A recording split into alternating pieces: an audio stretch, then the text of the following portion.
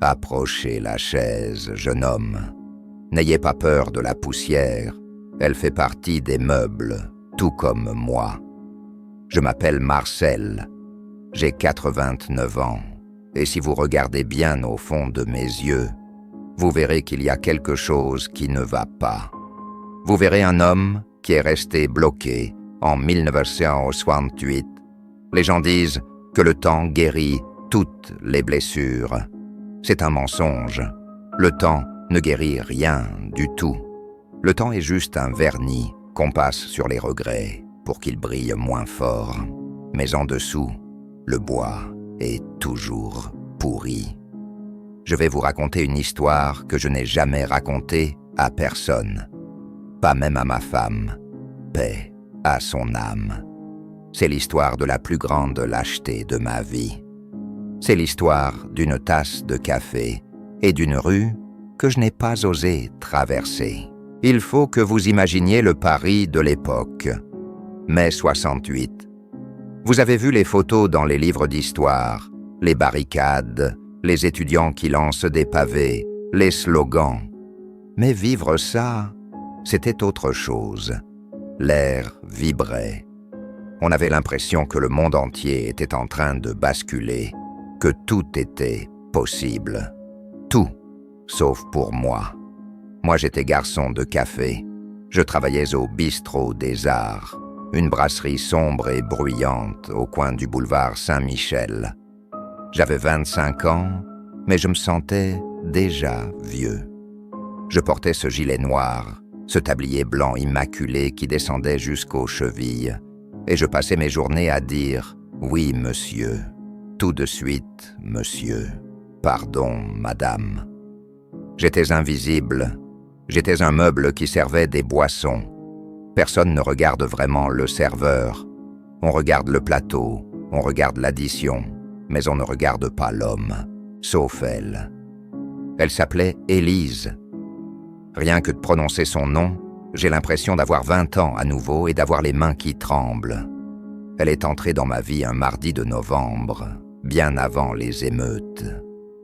Il pleuvait ce jour-là, une pluie fine et glaciale. La cloche de la porte a tinté et elle est apparue. Elle n'était pas belle, comme les actrices de cinéma. Elle était intense. Elle avait des cheveux châtains en désordre, un grand manteau beige trop large pour ses épaules fines et une écharpe rouge qu'elle enroulait 3 fois autour de son cou. Elle serrait contre sa poitrine une pile de livres et de cahiers. Elle s'est installée à la table numéro 4. C'était la table près de la vitrine, celle où il y avait un courant d'air, mais elle s'en fichait. Elle voulait la lumière. Je me suis approché. J'ai sorti mon carnet. « Mademoiselle désire ?» ai-je demandé. Elle a levé les yeux. Des yeux gris, clairs, intelligents. Des yeux qui ne m'ont pas traversé comme si j'étais transparent. Elle m'a regardé. « Un grand crème, s'il vous plaît, et beaucoup de calme, si vous en avez en stock. » J'ai souri bêtement. « Le calme est offert par la maison, mademoiselle. À partir de ce jour, c'est devenu notre rituel. » Elle venait tous les matins à 10 heures.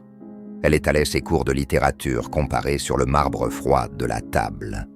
Elle lisait Sartre, Camus, Beauvoir. Elle mordillait le bout de son stylo en fronçant les sourcils. Et moi je tombais amoureux. C'était un amour lent, silencieux, terrifiant. Je connaissais tout d'elle, sans rien savoir. Je savais qu'elle ne mettait jamais de sucre dans son café. Je savais qu'elle était gauchère. Je savais qu'elle soupirait quand elle n'arrivait pas à formuler une phrase dans ses dissertations. Je me suis mis à lire les mêmes livres qu'elle, le soir, dans ma petite chambre de bonne. Je voulais comprendre ce qui se passait dans sa tête. Je voulais être digne d'elle.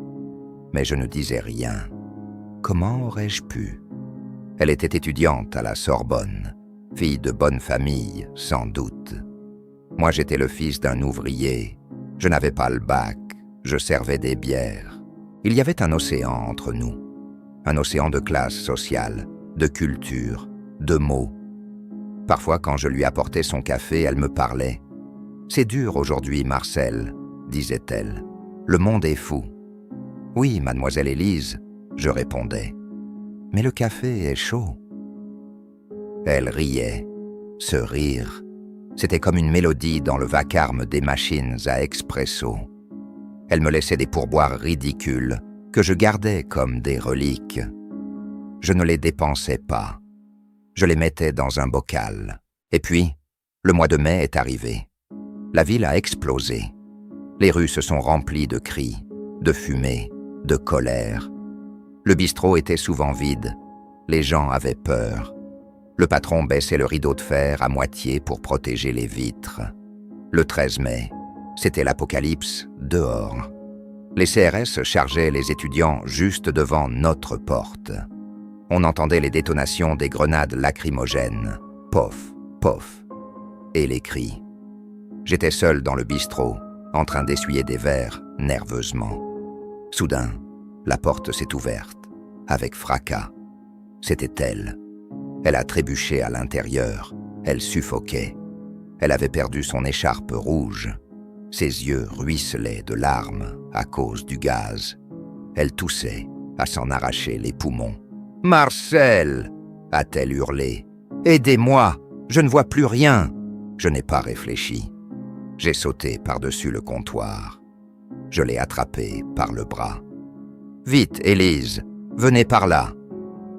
Je l'ai emmenée dans l'arrière-salle, là où on stockait les fûts de bière et les sacs de café. C'était petit, sombre, mais calme. J'ai fermé la porte à double tour pour bloquer le bruit et les gaz. Je l'ai fait asseoir sur une caisse de vin. Elle tremblait comme une feuille. Elle se frottait les yeux, frénétiquement. « Ne frottez pas, » ai-je dit. « Ça va brûler encore plus. » J'ai couru chercher de l'eau fraîche et des citrons. On disait que le citron aidait pour les gaz. Je suis revenu vers elle. Je me suis agenouillé. Pour la première fois, j'étais à sa hauteur. « Laissez-moi faire », ai-je murmuré. J'ai imbibé un linge d'eau citronnée. Avec une douceur infinie, j'ai tamponné ses paupières gonflées. Elle a laissé faire. Elle s'agrippait à ma veste blanche, ses doigts serrant le tissu si fort que ses jointures étaient blanches. Nous sommes restés comme ça pendant 10 minutes. Le temps s'est arrêté. Il n'y avait plus de révolution, plus de patrons, plus de clients. Juste sa respiration saccadée qui se calmait peu à peu, et le bruit de mon propre cœur qui battait dans mes tempes comme un tambour de guerre. Elle a fini par ouvrir les yeux. Ils étaient rouges, gonflés, mais ils me voyaient. Elle m'a regardé, vraiment regardé. Nous étions seuls, dans la pénombre, entourés par l'odeur du café en grains. Elle n'a pas lâché ma veste. Au contraire, elle m'a tiré doucement vers elle. Ses lèvres étaient entr'ouvertes. « Marcel », a-t-elle chuchoté. Sa voix était rauque. J'ai eu si peur, dehors. C'est le chaos. Il n'y a que toi qui es réel. Il n'y a que toi qui es gentil. Elle a passé sa main sur ma joue. Sa paume était fraîche. J'ai senti une décharge électrique me traverser la colonne vertébrale. C'était le moment. Vous comprenez ? La vie ne vous donne pas 100 occasions. Elle vous en donne une seule porte qui s'ouvre. Je savais ce qu'elle attendait.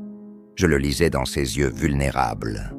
Elle voulait que je la prenne dans mes bras. Elle voulait que je l'embrasse. Elle voulait que je lui dise que je l'aimais, que je la protégerais contre tous les CRS du monde. Elle était prête à m'aimer, là, sur une caisse de vin, au milieu de la révolution. L'univers entier retenait son souffle en attendant mon geste. Et moi, le petit Marcel, le fils d'ouvrier, le serveur docile. J'ai paniqué. Une voix terrible a résonné dans ma tête. La voix de la peur. La voix de la médiocrité. Qui es-tu pour la toucher ? Elle est étudiante. Tu es serveur. Demain, elle aura honte de toi. Demain, elle rira de ça avec ses amis bourgeois. Ne fais pas ça. Reste à ta place. C'était une seconde de doute qui a duré une éternité. J'ai vu l'attente dans ses yeux se transformer en interrogation, puis en doute. J'ai reculé. J'ai physiquement reculé d'un pas. J'ai retiré doucement sa main de ma joue. Je me suis relevé, lissant mon tablier froissé comme un idiot. J'ai pris ma voix de serveur, cette voix polie et neutre que je détestais. « Vous allez mieux, mademoiselle Élise », ai-je dit. « Je vais vous chercher un grand verre d'eau. Il faut boire après les gaz. Restez là, je reviens tout de suite. » J'ai vu quelque chose se briser dans son regard. Ce n'était pas de la colère, c'était pire. C'était une immense tristesse. Elle a compris. Elle a compris que je n'étais pas l'héros qu'elle croyait. Elle a compris que j'étais lâche. Elle a baissé les yeux. Elle a remis une mèche de cheveux derrière son oreille avec un geste lent, résigné.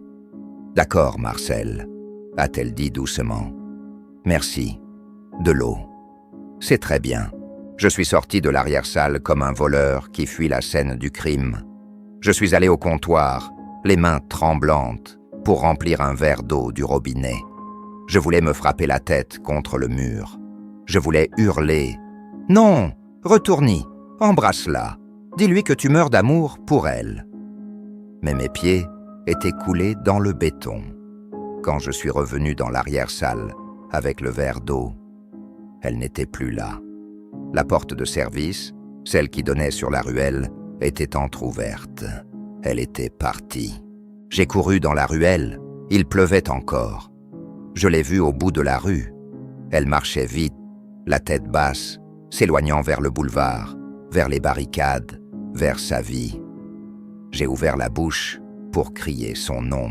« Élise !» Mais aucun son n'est sorti. Ma gorge était serrée par la peur. Je l'ai regardée disparaître au coin de la rue. Et je suis resté là, sous la pluie, avec mon verre d'eau à la main, comme le roi des imbéciles. Je ne savais pas encore que je venais de fermer la porte de mon bonheur pour les 60 prochaines années. Je suis rentré dans le bistrot. J'ai posé le verre d'eau intact sur le comptoir. Je l'ai regardé longtemps. L'eau était calme, transparente, inoffensive. C'était l'image exacte de ce que ma vie allait devenir. Propre, mais sans saveur. J'ai bu cette eau d'un trait, comme on avale un poison, et j'ai repris mon torchon. J'ai essuyé les tables, j'ai souri aux clients. J'ai recommencé à dire « Oui, monsieur »,« Bien sûr, madame ». Mais à l'intérieur, quelque chose s'était éteint. Le petit garçon qui croyait au miracle était mort dans cette ruelle. Les jours suivants ont été une torture silencieuse. Chaque matin, à 10 heures, je regardais la porte. Chaque fois que la cloche tintait, mon cœur faisait un bond dans ma poitrine. Un bond douloureux, plein d'espoir et de terreur. Je guettais le manteau beige, je guettais l'écharpe rouge. Je préparais mentalement ce que je lui dirais cette fois. Je me disais, si elle revient, je ne serai pas serveur, je serai un homme, je lui dirai tout. Mais la vie n'est pas une répétition générale, mes amis. On ne joue la scène qu'une fois. La table numéro 4 est restée vide. D'autres clients s'y sont assis, des touristes allemands, des vieux habitués qui lisaient Le Figaro. Mais pour moi, cette chaise restait vide. Elle hurlait son absence. L'été est arrivé. Les barricades ont été démontées. Les pavés ont été remis en place. Paris a repris son visage de carte postale. Et Élise s'est évaporée comme la fumée des lacrymogènes. J'ai continué à vivre. C'est ce qu'on fait, n'est-ce pas? On continue. Le corps a ses exigences. Il faut manger, il faut dormir, il faut payer son loyer. 2 ans plus tard, j'ai rencontré Claire. Claire était infirmière. C'était une femme douce, avec des cheveux blonds et un rire facile. Elle m'aimait. Elle me trouvait gentil, stable, travailleur. Elle ne demandait pas de passion dévorante. Elle voulait une maison, des enfants, une voiture pour le dimanche. Je l'ai épousée.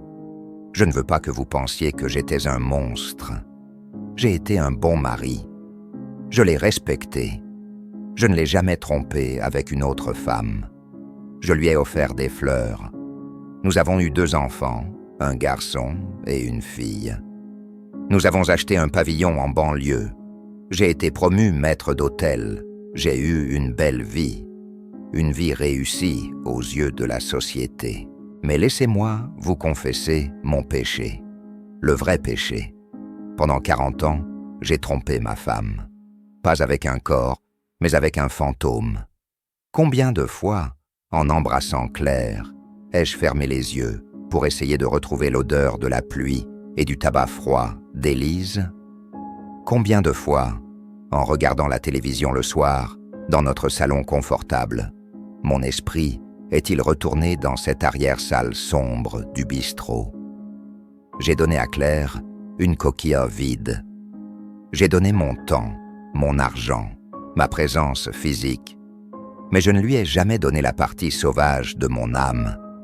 Cette partie-là était restée bloquée en 1968, attendant une fille qui ne reviendrait jamais. C'est terrible de vivre une vie tiède. C'est comme boire du café qui a refroidi. Ça ressemble à du café, ça a la couleur du café, mais ça n'a plus la chaleur qui vous réveille. Ça laisse juste un goût amer dans la bouche. Et puis, le destin m'a joué un dernier tour. Cruel et nécessaire. C'était en 1988, 20 ans exactement après notre non-baiser. Je me promenais dans le jardin du Luxembourg. C'était un dimanche d'octobre. Les feuilles des marronniers étaient jaunes et tombaient doucement sur les allées de gravier. Il faisait beau, une lumière dorée, nostalgique. Je marchais sans but, les mains dans les poches de mon imperméable, et je l'ai vue. Elle était assise sur un banc vert, près de la fontaine Médicis. Mon Dieu! Le choc a été si violent que j'ai dû m'appuyer contre un arbre pour ne pas tomber. Elle avait changé, bien sûr. Elle avait 45 ans maintenant. Ses cheveux étaient coupés, plus courts. Il y avait quelques fils d'argent dedans. Elle portait des lunettes pour lire le livre posé sur ses genoux. Mais c'était elle. C'était l'inclinaison de sa tête. C'était cette façon de se mordiller la lèvre en lisant. Mais elle n'était pas seule. À côté d'elle, il y avait un homme de mon âge, peut-être un peu plus vieux. Il portait un manteau en laine. Il avait l'air d'un professeur ou d'un architecte. Il ne lisait pas. Il la regardait. Et pendant que je les espionnais, caché derrière mon arbre comme un misérable, j'ai vu cet homme faire un geste.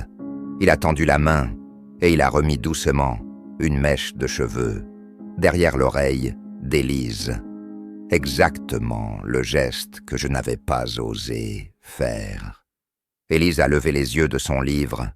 Elle lui a souri. Un sourire radieux, apaisé, plein d'une complicité qui ne s'invente pas. Elle a posé sa main sur la sienne. Puis, 2 adolescents sont arrivés en courant avec des raquettes de tennis. « Maman, papa, on y va ?» Elle s'est levée. Elle a pris le bras de l'homme. Et ils sont partis tous les 4 vers la sortie, riant aux éclats. Je suis resté là, pétrifié. J'ai compris à cet instant précis l'étendue de mon désastre. Cet homme, cet inconnu. Il avait traversé la rue, lui. Il n'avait pas eu peur. Il n'avait pas pensé « je ne suis pas assez bien ». Il avait vu la femme qu'il aimait et il avait pris le risque. Et il a eu tout. Il a eu les dimanches au parc, il a eu les rires, il a eu les enfants, il a eu le vieillissement ensemble. Il a eu la vie que j'aurais dû avoir. J'ai vu mon propre bonheur vécu par quelqu'un d'autre. Et c'est la pire douleur qu'un homme puisse ressentir. C'est comme regarder un film dont vous deviez être l'acteur principal, mais vous avez refusé le rôle, et maintenant, vous êtes assis dans le public, dans le noir, à pleurer sur votre pop-corn. Je ne suis pas allé la voir. Qu'aurais-je pu dire? « Bonjour, Élise. Je suis le serveur lâche de 1968. Tu te souviens de l'eau citronnée? » Non, c'était trop tard. Le train était passé. J'étais resté sur le quai avec ma valise pleine de peur. Je suis rentré chez moi ce soir-là. Claire préparait le dîner. Ça sentait le rôti. Elle m'a demandé « Tu as fait une bonne promenade, chérie ?» J'ai répondu « Oui ». J'ai menti. Encore. J'ai mangé mon rôti en silence, en ayant envie de hurler. Aujourd'hui, Claire n'est plus là. Je suis seul dans mon appartement. J'ai 89 ans. Mes jambes ne me portent plus très bien. La nuit, quand je n'arrive pas à dormir, je ne pense pas à ma carrière. Je ne pense pas à ma maison payée. Je ne pense pas à mes économies. Je pense à la table numéro 4. Je pense à cette main sur ma joue. Je pense à ces 3 secondes où l'univers m'a ouvert une porte et je l'ai refermée moi-même. Jeunes gens, écoutez le vieux Marcel. Regardez mes yeux tristes. Je sais ce que vous vous dites. Vous vous dites, il faut être prudent. Il ne faut pas brusquer les choses. Il faut attendre le bon moment. Il faut être sûr. C'est des conneries. Pardonnez mon langage, mais c'est des conneries mortelles. La prudence est le cercueil du bonheur. Dans la vie, il y a 2 types de douleurs. Il y a la douleur de l'échec et la douleur du regret. L'échec, ça pique, ça fait mal. On se prend une claque, on pleure un coup, on boit un verre avec des amis, et c'est fini. On cicatrise. Mais le regret, le regret. C'est un cancer, ça ne guérit jamais. Ça vous réveille à 4 heures du matin, 40 ans plus tard, et ça vous murmure à l'oreille, « Et si tu avais osé ?» Si vous aimez quelqu'un, dites-le. Aujourd'hui, maintenant. Si vous voulez changer de vie, faites-le. N'ayez pas peur d'être ridicule. N'ayez pas peur d'être rejeté. Le ridicule ne tue pas. Le rejet ne tue pas. Ce qui tue, c'est le silence. Ce qui tue, c'est de rester derrière le comptoir à essuyer des verres quand l'amour de votre vie passe la porte sous la pluie. Ne finissez pas comme moi. Ne finissez pas avec une vie propre et raisonnable, mais vide. Traversez cette putain de rue. Renversez la table. Courez sous la pluie. Vivez, bon sang. Vivez pour de vrai, pour que quand vous aurez 89 ans, vous n'ayez pas besoin d'inventer des histoires pour vous consoler. Moi, mon café est froid depuis 1968 et il ne se réchauffera plus jamais. Mais le vôtre est encore fumant. Buvez-le. Buvez-le jusqu'à la lie et brûlez-vous la langue s'il le faut. C'est ça, le goût de la vie. J'ai couru dans la ruelle, il pleuvait encore. Je l'ai vue au bout de la rue. Elle marchait vite, la tête basse, s'éloignant vers le boulevard, vers les barricades, vers sa vie.